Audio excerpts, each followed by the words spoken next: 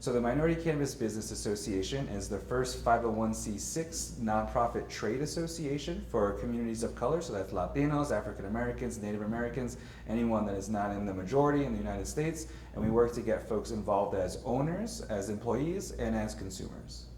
Nice. So why Colombia and why Cannabiz Latino Hub? So I came to Colombia because of the amazing work that Carol Ortega has been doing here, and she's been a member of our policy committee for about a year now. She's been part of MCBA for about a year, and I was here in May for the first Ciencia conference, and I just fell in love with the country and the work and the people that are here, and I wanted to come back and share how MCBA can help on the investing side of things and actually making the case for investing in social equity applicants and folks that have been harmed by the war on drugs, whether through arrest, whether through having their families disrupted, and we want to make sure that not only can those folks access the industry, but they have the financial resources to be successful. And so I wanted to come to a space and explain to the investor community why they should spend their money with social equity applicants.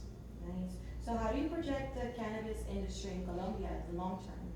So I think Colombia gets to be the model for the rest of Latin America and the world. And so Colombia is definitely taking a leadership role so that the rest of us can work out some of the kinks of the programs here. And then once Colombia is ready to export and to move on to the full recreational market, we're going to see everybody looking to Colombia for how to do it correctly. And so I see nothing but a bright green future for Colombia and the cannabis industry.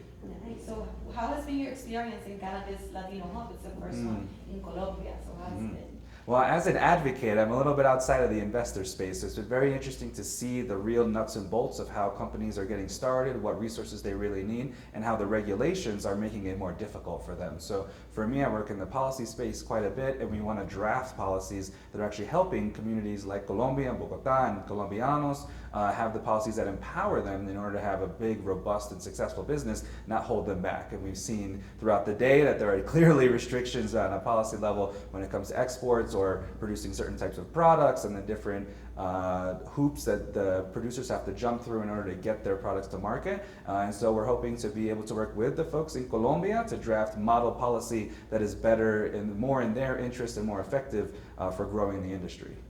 So what advice would you give those new entrepreneurs based on your policy and your social equity experience? So I always tell folks the best thing to do is to unite with other like-minded people, and so you have much more power together as a group, as an association, than you ever will alone. So one of the first things I think folks here can do is to host events like this where we come together and share ideas, but also to have specific associations and coalitions and alliances and bring that into the public policy sphere. So to actually say this is what we want, and then using the collective power to make it happen. As a community organizer, I use that approach for most problems. There's a wealth of talent and expertise already in Colombia. It's just a matter of getting it organized and focused in a way that's going to change the actual public policy.